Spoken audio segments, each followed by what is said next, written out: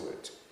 Although his tone was dispassionate and objective, showing no traces of the flash of anger that he had displayed earlier, he gave a very strong warning to the devotees about the consequences of inattention and neglect. He started out by saying that the human life begins with the practice of religion, but nowadays there are organized movements such as communism to stop it. Yet, he said, in one way they cannot be blamed. Because the guardians of the religious system, he said, they have fallen. Just like immediately, our Subhavilas Prabhu, he was a visiting devotee from Toronto, he was asking me, we have seen so many temples in Vrindavan.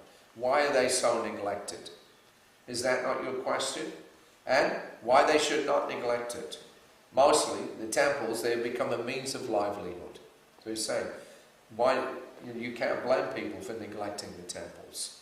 Yeah? Why? Because they've become a means of livelihood. That is the defect. The temple is not meant for a means of livelihood. Then it will deteriorate.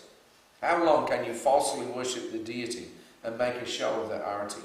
You cannot go on for a very long time. That is not possible. You'll be disgusted. So unless there is feeling, bhava, that here is Krishna, Krishna has very kindly come here to receive and to take and accept my humble service.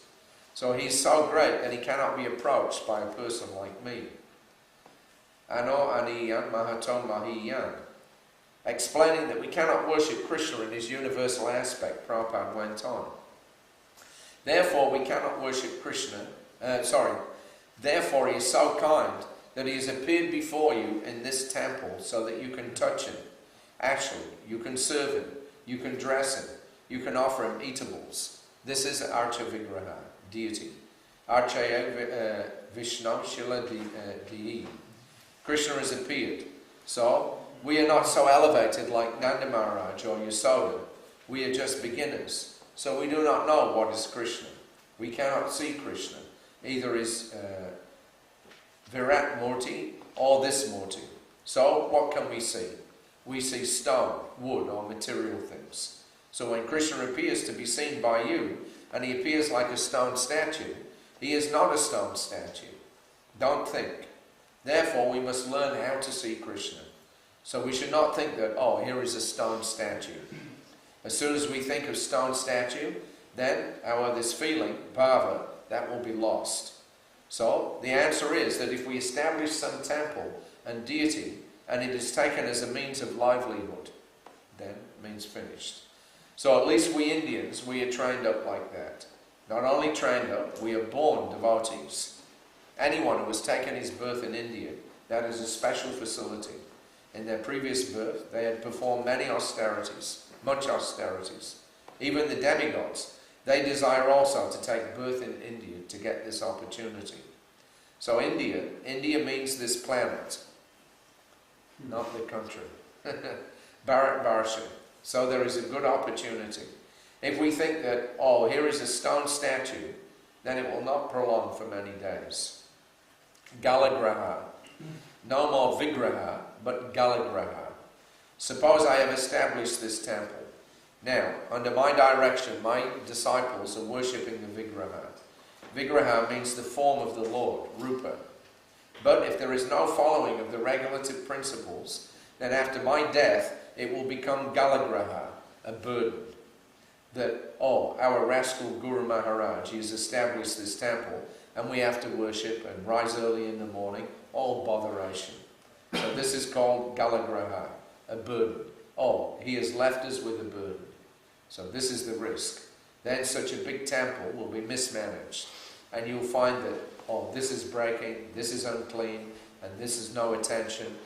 So this will be our mood. That is called Galagraha. Oh, this rascal has given us a burden.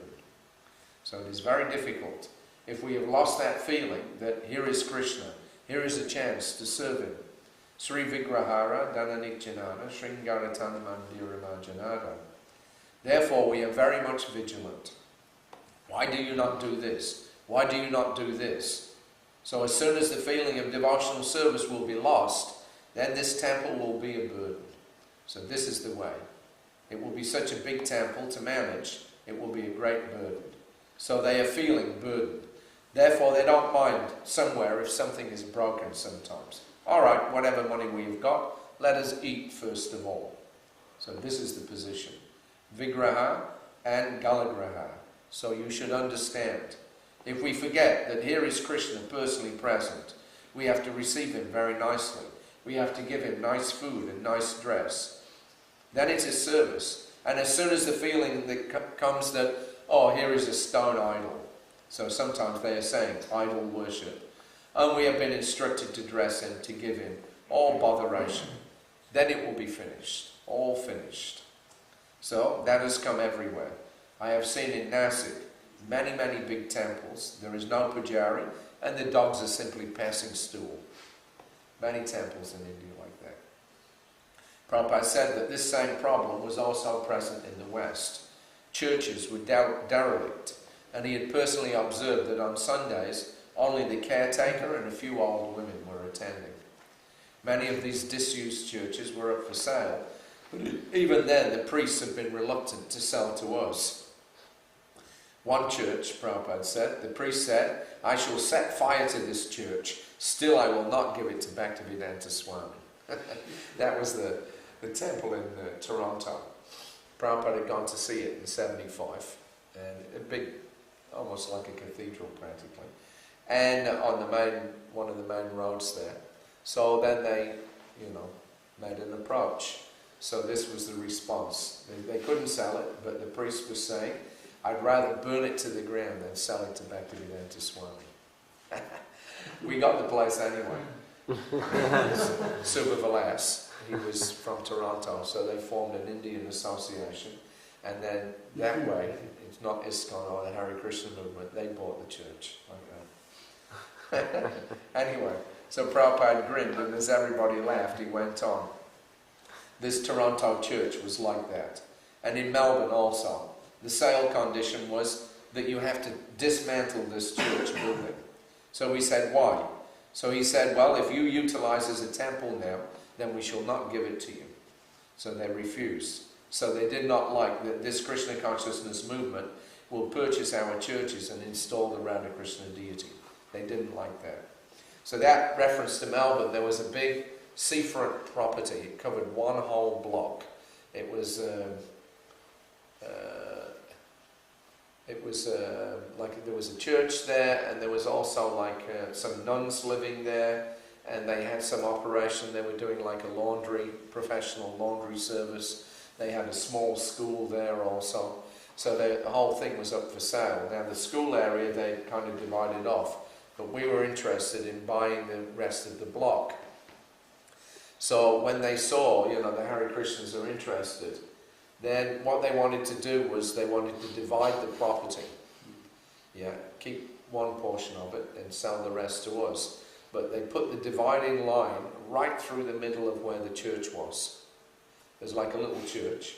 So they wanted to break it right in the middle of the church so that we wouldn't be able to come in and utilize it for our worship. Yeah, because we're idol worshippers. Anyway, so that was the mood. So despite this injection of a little humour, Prabhupada remained very serious about the problems that he has detected here, exemplified by the failure of the pujaris to offer nice garlands to the deities. He analysed the mentality behind it and spelled out the consequences in strikingly frank terms. So not only churches in the Western countries, here also, as soon as you will lose that spirit of service, then this temple will become a big go-down. A go-down is a warehouse. You just store things in it. That's all. No more temple. So we have to maintain that service spirit. Therefore, we are so much particular. Why fresh flower is not there? If you think, oh, here is a stone statue. What is the meaning of fresh flower or old flower? We have to give some flower, that's all. But no feeling that, oh, here is Krishna, we must give him fresh flowers. Just like I am a living man, so if you give me fresh flower, or if you bring me some garbage and you give me, shall I be pleased? Do you think? So this feeling is losing even in the beginning. that we shall satisfy this statue with some rubbish, garbage flowers. He is not going to protest. Yes, he'll not protest, but your life will be finished. The protest will come like that. As soon as you lose this feeling, bhava, Buddha bhava samamvitana. So who can worship Krishna? Where there is bhava, sthayi bhava. So this has been discussed in the Bhakti Rasamrita Sindhu. What is bhava? But if you have no bhava, then you are on the material, kanista adhikaram, simply show. A show cannot go on for many days. A show will be finished very soon. So that was the culmination of weeks of frustration in trying to get the improvement in the, so many aspects. The guest house, the kitchens, the over expenditure, the worship of the deities, the cleanliness, everything. Prabhupada was into every single item. Okay, so that was our Vrindavan temple. Another place where Prabhupada discussed another kind of deity. On September 28, 1976, Jayapataka Maharaj presented some news on a number of issues. So the land in Haridaspur is now in ISKCON's name. So when we had been at the Gaur-Purnima festival in 1976, Prabhupada had travelled to Haridaspur, which is right on the border of West Bengal and Bangladesh. So Haridaspur was a place where Haridas Thakur has spent one night. He'd gone there, sat down, he chanted, and then the next day he left. So all the villagers, they were so, captivated by Haridas Thakur that they renamed the village Haridaspur. And they had a shrine at the same spot there. So this man, Prabhu Sarup, he was looking after that place. And it was difficult. He was, trying to maintain it, but it was difficult. So he had come to ISKCON, and he wanted Prabhupada to take over the place so that we would put some money into it and develop it. So Prabhupada agreed. So now, he had some conditions. It had to be put in ISKCON's name. Otherwise, obviously, we weren't going to spend any money on it. So now Jayapataka Maharaj was reporting in September that finally it had gone into ISKCON's name, except for a small portion which requires signing over by some people in Calcutta. But he doesn't envision any problems with this. He wants Saurabh Prabhu to design the Haridaspur temple before he begins collecting funds for the project. But in the meantime, he requested some money to build a boundary wall. Jayapataka asked about the deities for the new temple there. Although Prabhupada had previously suggested installing Gaunitai, some locals have asked for Radha Krishna, and Jayapataka also asked if a murti of Thakur Haridas could be installed. Prabhupada heard the lengthy report carefully and answered each point thoroughly. Regarding the Haridaspur land, first give the site plan and boundary statement, and then we shall make a plan with Saurabh. Yes, Gaunitai deities can be installed firstly, as we generally do. Also, Jagannath and then Radha Krishna in 3 compartments. Thakur Haridas's murti can also be installed. So, because of that particular place. So, of course, we like to worship the deities, as Prabhupada, we said many times. That is our means of purification. It gives us that feeling, or we should have that feeling, that here is Krishna personally. You can't offer clothing to the Virat Rupa. Prabhupada told us that many times. I remember once on a morning walk, he said, why do we have the deity? Why does Krishna appear in this small form? Because, he can be as big as the universe. He's got his universal form. But how much cloth will it take?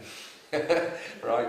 To cover the universal form. He said, you cannot do that. Therefore, Krishna comes in the murti form, so that you can offer him clothing, you can offer him food, you can do so many things, and render personal service. Of course, the Mayavadis, they don't like deity worship. That's also been mentioned a couple of times. Prabhupada making those comments, or you say that Krishna is everywhere, but not in the temple. The Jains, that's their philosophy also. Krishna is everywhere, but he's not in the temple. They don't have any temple worship. And Prabhupada's reply is, if Krishna's everywhere, then he's also in the temple.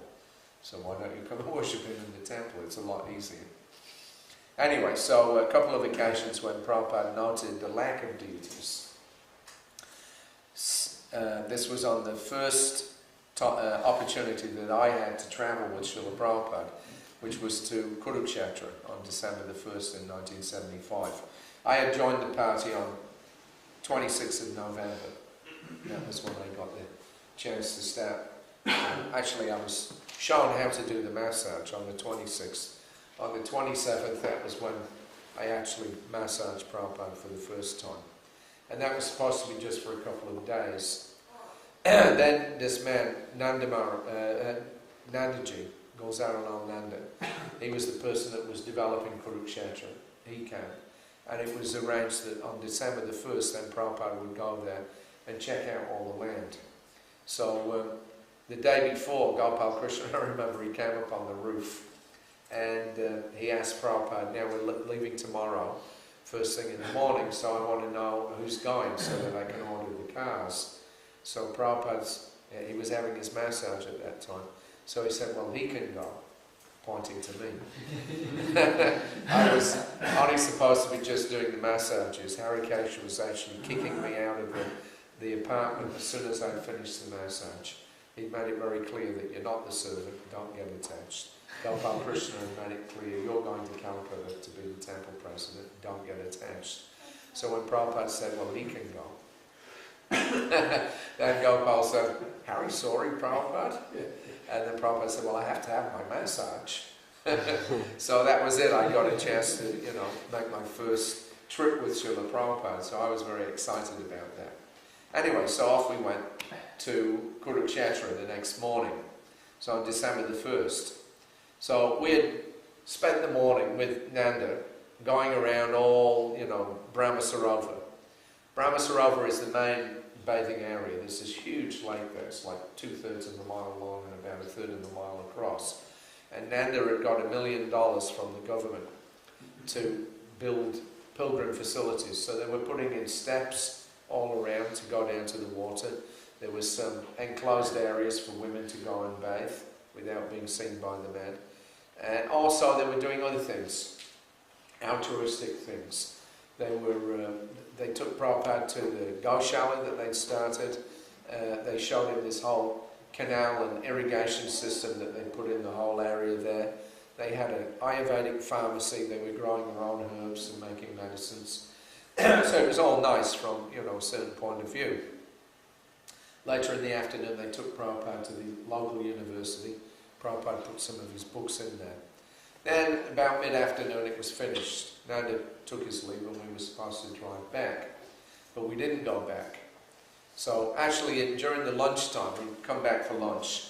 And I was giving Prabhupada his massage in the back garden of this hotel that they were accommodating us in. So Nanda had come and he was sitting in a chair next to Prabhupada. And they were just discussing a bit of philosophy and, because naturally discussion about Bhagavad Gita came up. Nanda was actually concerned that, people in India are losing their spiritual base, and he was afraid of the communist influence coming in and capturing the minds of the young people and turning them into atheists.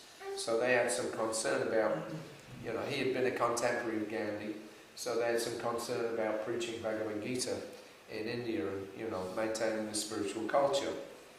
So that was how, how he got involved in Kurukshetra also, because that's the place where the Gita was spoken. But when they started discussing, it became very clear that Nanda didn't believe in the Gita at all, at least not literally. So when Prabhupada, he quoted this verse, Imam Vivashvate Yogam, the sun god. And Prabhupada, of course, when he explained it, he talked about the sun god as a person, naturally. And then when Prabhupada said that, Nanda, he stopped him and he said, are we supposed to take that literally? He said that this thing about the sun god, and Prabhupada said, yes, of course. And the sun god is there millions of years ago. Krishna spoke the Bhagavad Gita to him. And so Prabhupada started explaining how the Bhagavad Gita is, you have to take it literally. But it was very clear from Nanda's reaction that he didn't believe a word of it. Because they, politicians, so they took the Bhagavad Gita and used it as some kind of moral compass yeah, some basis on which they could explain their own ideas about morality and spirituality. But the idea of worshipping Krishna, actually surrendering to Krishna, you know, Krishna didn't even come into the picture. Yeah? So this was the situation. Anyway, so we left Brahma Sarova, but instead of going back to Delhi, Prabhupada knew there was another place which was about 7 miles further down the road, called Jyotisar. So he said, why don't we, you know, shall we go there? So we were all enthusiastic. Harikesh was there, Hansaduda was there, Gopal Krishna was there, I was there, and Ambarish Prabhu was there. And Ambarish had flown in, and he had given $150,000 to Srila Prabhupada to build a Vanashram college in Kurukshetra. So he, you know, had also come along. Anyway, so we went off to Jyotisar. So in Jyotisar, then we looked around. It was a much smaller place, very underdeveloped. There was also a little tank of water there. And there were a couple of small little brick temples, not big. But the main feature was out in the open, under the spreading arms of a large banyan tree. This tree is said to have been there since the time of the battle 5,000 years ago. There, encased in a metal and glass house, we came upon a half-life-sized white marble deity of Sri Krishna and Arjuna on the chariot. Arjuna is sitting cross-legged on the back of the chariot with his palms together, and Krishna, who was painted blue, was sitting on the front, half turning to Arjuna. His left hand held the reins of the 4 horses, and his right hand was raised, with the thumb and forefinger forming a circle in the classic mudra, signifying the exchange of spiritual knowledge. Prabhupada walked about, and he gave the entire area a thorough inspection. After 10 minutes, he asked us what we thought about it. Free from the previous constraints imposed by our status as guests, everybody expressed their enthusiasm. We unanimously concluded that it seemed as if this was the main pilgrimage site. We all sensed the spiritual vibrancy of the area. A deep sense of timeless wisdom and serenity seemed to permeate the atmosphere. Harikesh put it very succinctly. Well, the other place was like the heavenly planets, but this place is Vaikuntha. Prabhupada smiled and he said that we should build a temple of Krishna and Arjuna here. And at Brahma Sarova, he suggested another temple could be built for Krishna, Balaram and Subhadra, because they 3 went there to bathe during the solar eclipse.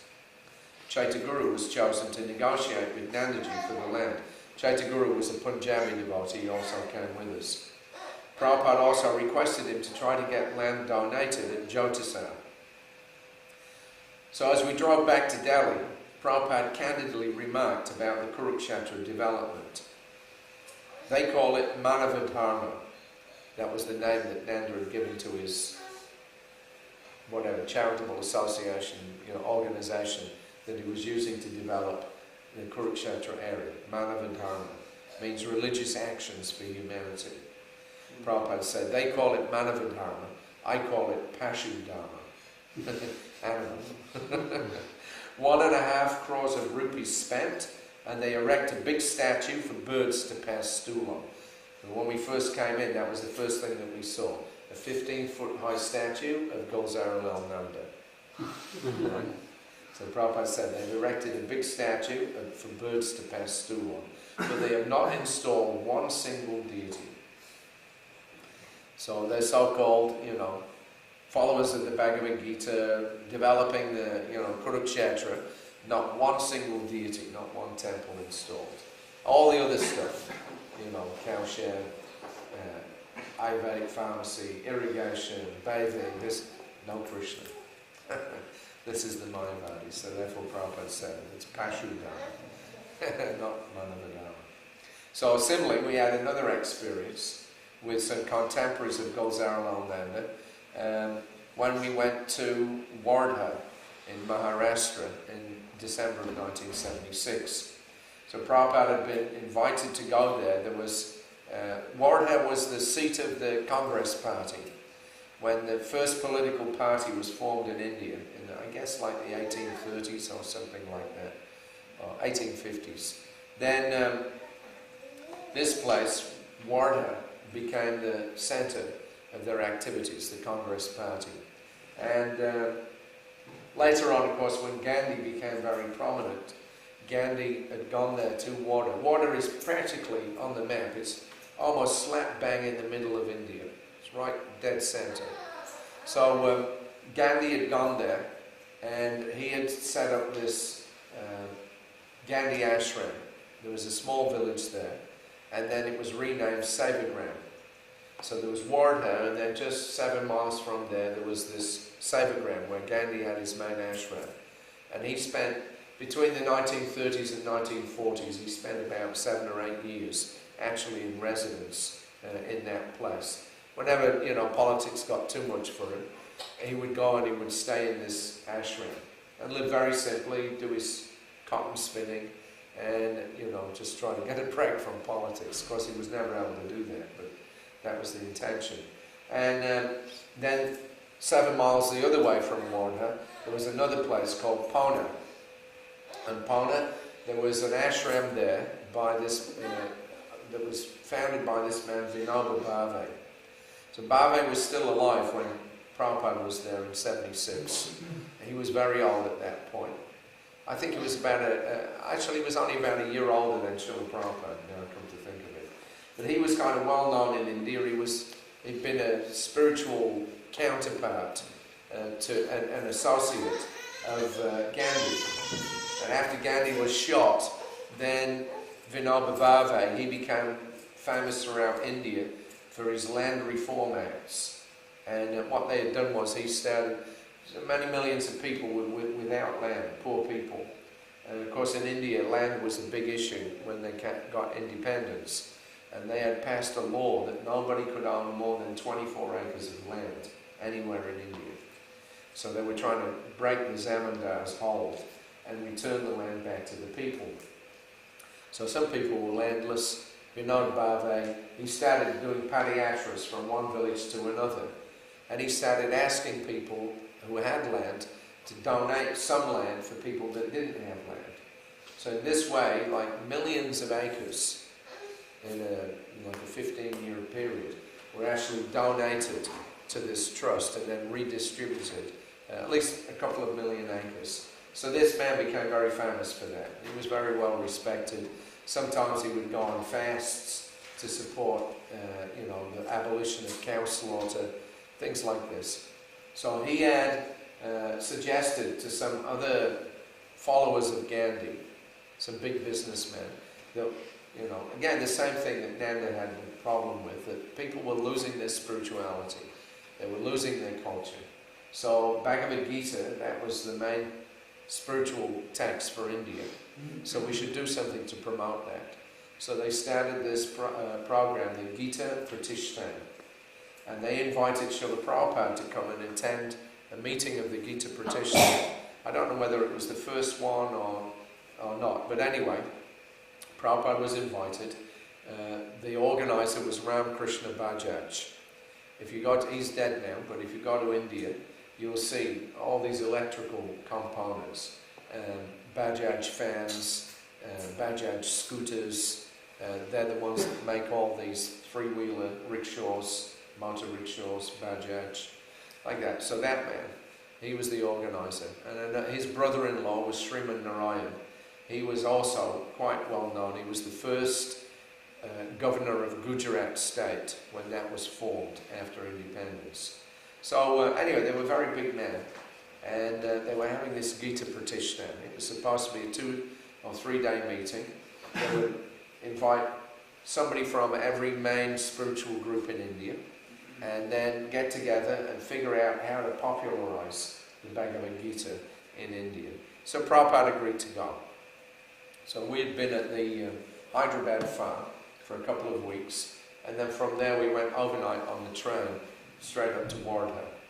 And then we were there, I think, on the 18th, 19th and 20th. So on December the 19th then, Prabhupada was taken to Sevagram, Gandhi Ashram. So at 5 p.m, Sriman Narayan, who was very friendly and respectful to Prabhupada, he came in a car to escort him to the Gandhi Ashram at Sevagram, a village named by Gandhi, not far from here. We were staying in Wardha in a guest house that had previously been used by Gandhi and his associates when they were planning all their political manoeuvres. So this ashram was Gandhi's headquarters for almost 12 years and still has no electricity or modern convenience. The accent was on simple village life and occupation, and the buildings with their mud brick walls and thatched roofs reflected this. As Prabhupada stepped out of the car, he was garlanded in the traditional Gandhian fashion with a thick loop of spun cotton thread. So instead of giving flowers, they would give this garland of cotton thread. This was another means by which Gandhi propagated his idea of everybody spinning and weaving his own cloth in the simple self-sufficient style of millennia. Gandhi himself had his own spinning wheel, and whenever he felt too strained by politics, he would simply retire for a while and spin cotton. Prabhupada was shown around, and I was surprised to see in the whole compound a complete absence of flower beds and gardens. The whole area seems to be gritted or just mud, and despite the claim that it was all based on the Bhagavad Gita, there was not one picture of Krishna anywhere, what to speak about a deity. I actually found out later on that the area that he set this ashram up, originally it had been like a jungle. So when they cleared it, the whole area was covered in snakes. So gradually they drove the snakes out, and then to keep the snakes out, then they were keeping the place bare. Because snakes like grass and undergrowth. If there's just bare earth or grit, they won't go on it. So in order to keep the snakes out, the whole place, there's nothing there. It's just like very barren, at least in my vision. So the whole place had a very somber mood. We finally ended up at the small cottage where Gandhi himself had stayed, and after a brief look around, we were led to an open area. It was by now dusk, and about 50 men and women with a few small children were seated in neat rows facing an asana which had formerly been used by Gandhi. With just the strums of a veena, they all very slowly and solemnly chanted some slokas from the Bhagavad Gita, from the Bible, from the Koran, and I think some Japanese text. And then they sang a couple of bhajans. To me it sounded like a death march. Prabhupada, with contrast to our kirtans.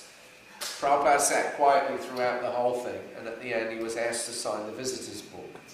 He did so willingly, and he wrote inside, "I was fortunate to come to the Gandhi Ashram Sevagram today. It is so quiet and serene. I have requested them to chant the Hari Krishna Maha Mantra." And then he signed it with his familiar A.C. Bhaktivedanta Swami, because that was a double entendre there. Yeah. It's so quiet and serene. In other words, it's as dead as a doornail. Chant Hari Krishna. Prabhupada knew they were all myavadis, of course. And he knew that very well when he'd come to this Gita Pratishtha meeting. So, therefore he was saying, chant Hari Krishna. Just as we approached the car to leave, Gandhi's granddaughter came and spoke a few words for 5 minutes, and then we left. Prabhupada went to step into the car, and I held open the door for him. As he moved forward and turned to get in, he said out loud to nobody in particular, "Nirvishesha Shunyavadi." And he got in and left. When we got back, he chatted for a while about the visit, and he said that they can try to keep the tradition, but there is no life, and gradually the whole thing will be useless and finished. Simply on the basis of some sentiment, they're carrying out their rituals, but he said it will not survive. He noted that there have been no young people at the place, only infants and men and women who were old enough to remember Gandhi and therefore had some sentiment for him. So that was the same thing. Bhagavad Gita, Gita Pratishtha, claimed to be, interested in spreading the message of the Bhagavad Gita, but no Krishna. Same thing at Kurukshetra, same thing there. All Mayavadis, they never believed in Krishna. Prabhupada said that Gandhi even went on record once as saying that if Krishna existed as a person, I'll give up my place as a Hindu. That was his so-called Bhagavad Gita preaching. I also read actually Gandhi's biography, autobiography, My Experiments with Truth, because Prabhupada had something to say about that too. If you know the truth, there's no point in experimenting. If you're experimenting, it means you don't know the truth. And if you read that biography, autobiography, you'll see that Gandhi's idea of the truth was whatever occurred to him to be the right thing to do at that particular time. And he admitted that many times he actually chose the wrong thing. And then he had to change his idea of what the truth was. So although he spoke about satyagraha, followers of truth, they actually didn't have a clue what the truth was. And he admits in his book that he never in his life went to a single place of pilgrimage because he didn't believe in them. He didn't believe that the holy places had any power to do any good for anybody. And therefore in the protest, this kind of sentiment, he never went to a single place of pilgrimage in his whole life. He deliberately avoided them. So these are the people that are pushing the Bhagavad Gita. I'm working on this section right now actually. It's going to be in volume 6, this visit to Warren. And there's a whole, big long thing that Prabhupada got into, a big fight with them about, how they're not qualified to even talk about the Bhagavad Gita because they don't accept Krishna as the Supreme Lord. They don't accept Krishna in the way that Arjuna accepted Krishna. So what right do you have to preach the Bhagavad Gita, giving your speculations and interpretations? He got in a big argument with them about it. He really chastised them when they had their main meeting. Anyway, that will come out later on. Okay, so that's the Mayavadis. They don't like to worship any deity. Now as far as our deity worship, because Prabhupada had introduced a very simple style of worship in the early days. Jagannath, of course, was the first deity in ISKCON in San Francisco when they had that Rath Yatra. Incidentally, if anybody hasn't seen it, if you go onto YouTube and you type in on the search Hari Krishna 1967, there's a film clip about 2.5 minutes long. It shows some of the early devotees in the San Francisco temple, and half of it is the very first Rath Yatra on the back of the truck. When they're going down the street, there's Jayananda playing his kartal, so they show the deities on the back of the truck and all these hippies dancing around. The very first Rath Yatra. It's very interesting, that clip. So anyway, Prabhupada had gradually introduced deity worship. As soon as he got a bit of a following, he saw there was a need to regulate the activities of the devotees, and he saw there was a need to purify them also. Everybody was raw recruits, so to speak, didn't know anything. So therefore, he immediately began, not constructing, but establishing temples and having deity worship. But he initially introduced a fairly simple standard so that we could follow it. But later on, then Prabhupada, he desired to raise the standard and unify it throughout ISKCON. So there was this one book, Archana Padati. We have that now. But in those days it wasn't available. So Prabhupada had engaged Nitai Das in Vrindavan. This was on January the 9th, 1976.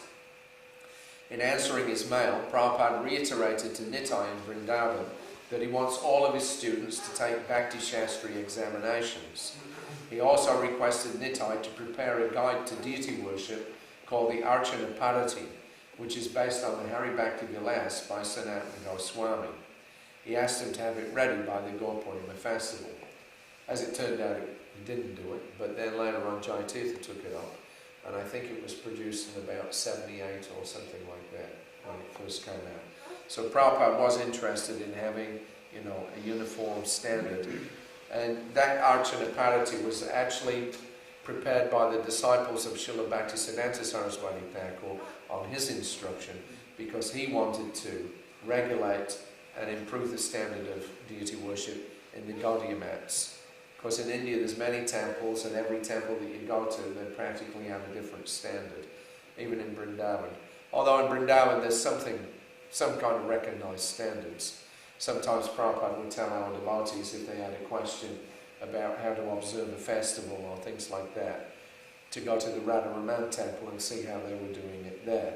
So it's not that he wrote off everything, but there's so many different standards, and many of it's just whimsical. People have forgotten actually, what the standards were that were established by the 6 Goswamis. So this Archana Padati had been produced under the direction of Srila Bhaktisiddhanta Saraswati Thakur, so that they could have a good standard and even all through the Gaudiya. And therefore Prabhupada, he advised, he wanted us to also translate that book and then use that as our standard in the ISKCON temples. So that was where it was first being done in 76. So, now let's see a few things about Lord Nrsingadev. We haven't said much about Lord Nrsingadev, a little bit. There was that one deity that Prabhupada approved of for Tushta Krishna's farm. So in September of 76 then, September the 18th, Prabhupada received another letter from Tushta Krishna Swami. I read the other one out the other day where Prabhupada said, he didn't want the symbols of Vishnu on these 4 domes, and he wanted the domes above the deities. And he approved about Lord Nrsingadev, but he didn't say specifically what form. So now, in September, Tushta Krishna enclosed an updated drawing of their proposed temple, revised to include all of Prabhupada's suggestions. Tushta said that they were on the verge of getting building approval, and some beautiful locally made Gaunitai deities were ready for casting. He had a question about the deity of Lord Nrsingadev. We are planning to make him similar to the diorama in Mayapur, that is with Hiranyakashipu on his lap. Will this be alright? Ripping apart Hiranyakashipu. I hate to bother you on these points, but we want the temple to be to your full satisfaction. And since I have also seen a Murti with Lakshmi on Nrsingadev's lap, I wanted to first check with you. Prabhupada was pleased with Tushta Krishna's active preaching and in his report, and he added as a postscript in his reply, NB, the Nrsingadev deity should have Hiranyakashipu and Prahlad, and it should be simple, not very complex. So then Prabhupada said, yes, have Hiranyakashipu and have Prahlad at the side there. Because in our Mayapur temple we have Ugra Nrsinga. Lord Nrsinga. He was installed in 1986, so well after Prabhupada's disappearance. He's in that pose, ripping apart Hiranyakashipu, but we don't have Hiranyakashipu there, of course. And Prahlad is also there. So that's according to Prabhupada's design. Prahlad Nrsinga actually was the deity that he preferred. And then, of course, something about Lord Nrsingadev from Ahovalam. Yasodanandana Swami had been down south. He had visited Ahovalam, where there's so many temples of Lord Nrsingadev. So on February the 22nd, in 1976, Prabhupada was in Mayapur. Relaxing in his room in the early evening, Prabhupada enjoyed hearing Yashodanandana Swami narrate some of the stories of his party's travels in South India. Maharaj described a place where they saw the murtis of Lord Nrsingadev high up in the hillsides. One of them had 8 arms and a garland of intestines, with the demon Hiranyakashipu lying ripped open across his lap. Nearby there was another deity with a large mouthful of fearsome teeth. Prabhupada listened with interest. He enjoyed Yashodanandana Swami's descriptions of their successes in preaching in the south. Then, later on, because Yashodanandana Swami had taken photographs, and he wanted to have those published with a whole story about Ahovalam in the Back to Godhead. So on April the 2nd, he'd gone down south, he'd come back again to see Prabhupada in Vrindavan. So in a letter to Tushta Krishna Swami, he had requested confirmation of Prabhupada's attendance at a program in Bangalore at the end of May. And he also related an interesting story about Prahlad Maharaj and a deity of Varaha Nrsinga that he had seen in Singhachalam, a place about 250 miles south of Jagannath Puri. So he wrote that the story of this temple is related in the Vishnu Purana. Briefly, it's as follows. After Hiranyakashipu had attempted many times to kill his son, he finally devised a very sinister plan. He sent his servants to throw Prahlad off a hill into the ocean, and he instructed them to throw a hill on top of him so that he would die. The servants carried Prahlad to the top of Sinhagiri and then threw him into the ocean. As soon as they were ready to throw the hill over the devotee Prahlad, Nrsingadev came to the rescue and took Prahlad out of the ocean. Prahlad, out of devotion for his Lord, requested to the Lord to kindly manifest himself on the top of the Sinhagiri, the hill where Nrsinga saved Prahlad, and he asked him to please show himself in the form of Varaha. He also requested him to show him the form in which he would later kill Hiranyakashipu. So the Lord manifested himself as Varaha Nrsinga, and Prahlad worshipped the deity there on the top of the hill. It is fabulous, it's unique. Prabhupada replied to the letter informing Yashodanandan Maharaj that if he was required to attend the proposed Kurukshetra conference, then he will stay in India. Otherwise, he will go to the West. He also said that if the story of Prahlad is in the Puranas, then it is all right. So there's lots of stories, and you have no way of knowing it, is this true or not true. So Prabhupada's criteria was always, okay, if it's in the Puranas, then it's all right. But if you can't show a reference, from the Shastra, then don't believe it. Okay, so a couple of other things. We're getting near to the end here. I'm sorry to go on so long, but we may as well just finish this section this morning. You have here some footprints, so I'll tell you the story where those footprints came from. So on July, this is another form of deity, of course, footprint deity. Srila Bhaktisiddhanta Saraswati Thakur, he established 108 footprints of Lord Chaitanya all around India. There are many temples you go to, you'll see sets of footprints that he established there. So on July the 19th, 1976, Prabhupada was in New York.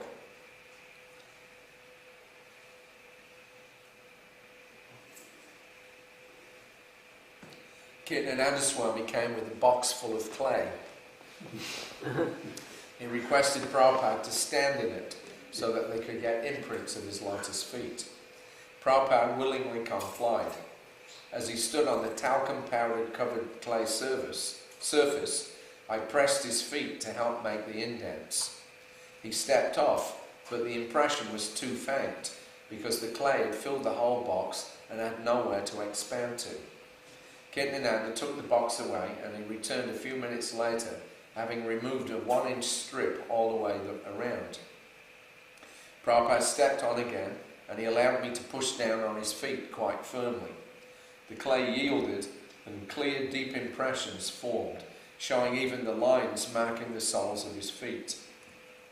Everybody was happy with the result. Kirtanananda intends to make a mould which will be reproduced in silver for installation in all of our temples. So Kirtanananda was a smart guy, actually. Just Prabhupada told Dhananjaya, you make all these different industries selling deity paraphernalia. Think like a businessman. So Kirtanananda used to think like a businessman. He was very smart. He was doing this way ahead of anybody else. He had this, all right, let's get Prabhupada's foot impressions and then we'll sell the molds to every temple like this. So I had that in mind when we went back to Vrindavan, and Prabhupada was telling Dhananjaya, he had this whole thing about making, Gaunitai deities and all the different kinds of paraphernalia. So I told Dhananjaya, about the footprints that Kirtanananda had done. So on October the 23rd, 1976, Dhananjaya Prabhu is still trying to develop his deity paraphernalia business, and Prabhupada is giving him much encouragement. A few days ago I had mentioned to Dhananjaya about Kirtanananda Swami's taking Prabhupada's footprints in clay when he was in New York in July. I suggested that he do the same, because every temple will want replicas. Dhananjaya was reluctant to bother Srila Prabhupada, but he does want to make replicas of his footprints. So he thinks that if he just has the size of Prabhupada's feet, then he can get one of the Murti-wallahs to make facsimiles in the same way that copies of Lord Chaitanya's footprints are made. So he said, well, I don't want to bother him, just get the size. Because, nobody has the actual footprints of Lord Chaitanya, but they make a model, they carve it out like that. So today, immediately after massage, I asked Srila Prabhupada to step onto 2 sheets of plain paper. He was happy to oblige, and his footprints have thus been recorded in mustard oil. I gave the sheets to Dhananjaya, and he has taken them into town to see what can be made from them. So, when we did the massage, the last part of Prabhupada's body that we massaged were his feet. It was the reverse order that you worship the deities in. You're supposed to start at the feet and go up to the head. But with Prabhupada, we started with his head and we worked our way down to his feet. So I just put a little extra oil on Prabhupada's feet because I wanted these footprints